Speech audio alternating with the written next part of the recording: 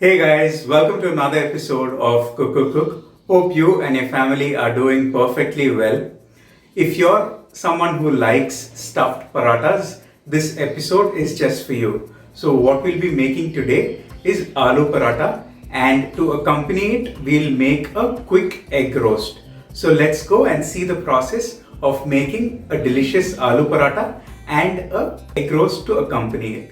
Now to prepare the dough for our paratha, I have a bowl into which I will put in 2 cups of atta and 1 cup of maida. Gently mix this and then we will add in our half a teaspoon of salt.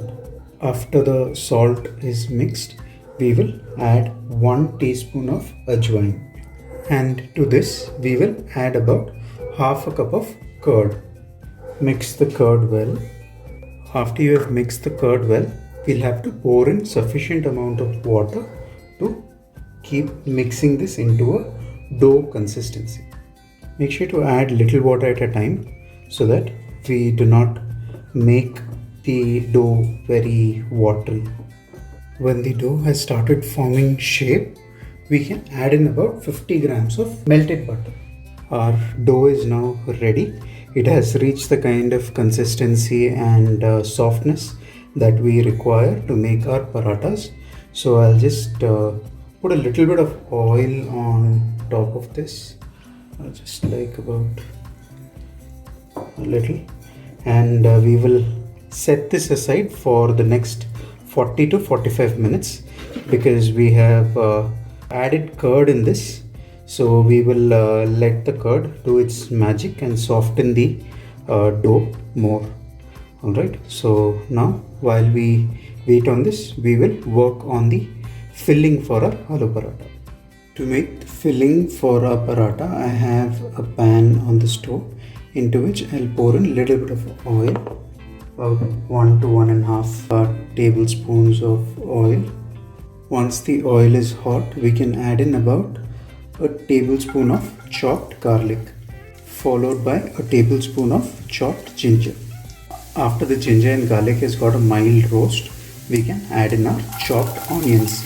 So this is about 3 mid-sized onions chopped. To the onions that's cooking, I'll add in about 3/4 teaspoon of salt. Now that our onions are cooking, we'll add about 3 green chilies. So these are small green chilies. I'm adding 3, else 2 would be sufficient for this quantity. Once you get the aroma of the cooking onions and chili, add about half a teaspoon of turmeric. And when your onion is almost done cooking and has turned soft, you'll add about half a teaspoon of pepper. So I've put in about 3 mid-sized potato. This is mashed, boiled and mashed potato into this. So now we will mix both of these well, that is our onions and our potatoes. I have added a little bit of coriander leaves, say about 2 or 3 stems of coriander leaves, and we can now mix this well with the mixed potatoes and onions. So once that is done, our filling for our aloo paratha will be ready. After you have mixed everything well, that is the onions, the potatoes and the leaves and masala that went in, we will just let this rest aside for about 10 to 15 minutes so that it cools and we can use it as a filling for our parathas.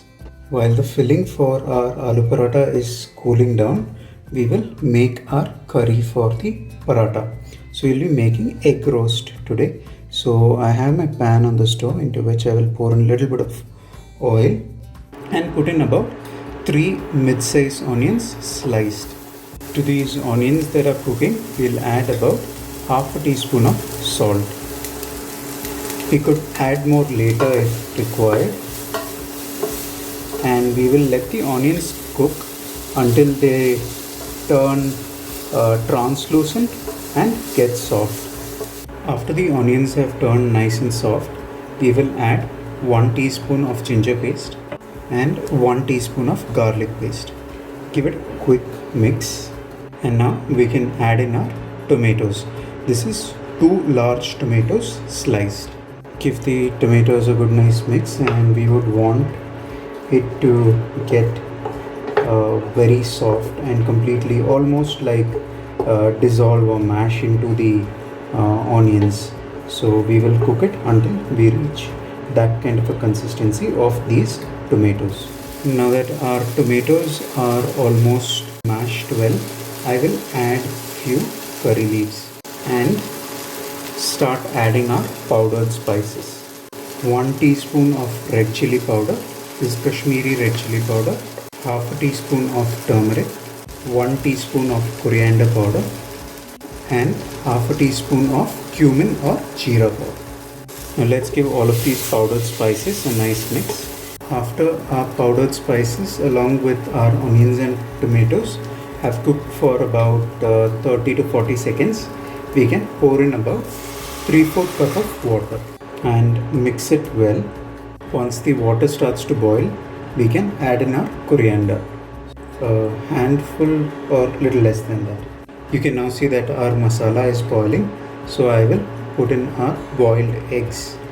Gently mix it so that the entire masala gets coated on the egg, and one single boil we can turn this off and cover the vessel so that the steam of the masala will actually get into the egg, and you can get all the flavors of the masala in the egg as well. I have covered the eggs with the onions and little bit of the masala, so I will turn off the stove and cover this and let it stay until the time it is ready to be served. To make our paratha, I have a small ball of the dough that we had mixed and set aside. Now I will just spread it out a little, add a little bit of the filling that we had made, close it out from all sides, and we will roll this out using our balan.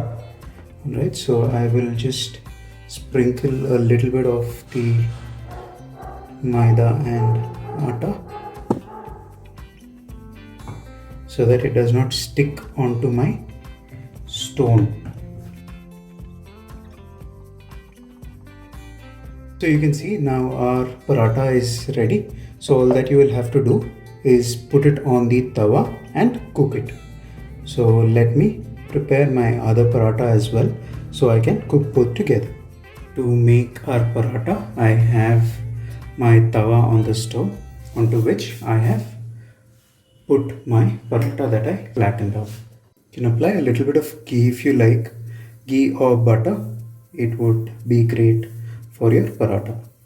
You can now see that our nice and delicious aloo paratha is ready, served with some curd and our egg roast that we just prepared. So you can have a closer look at it. So you can top the parathas with a little bit of butter if you enjoy the flavor of butter with your parathas, but I did not want to do that because I have a lot of curd to eat it with. So do try it at home and let us know what you feel about this recipe. Thank you so much for watching and have an awesome day.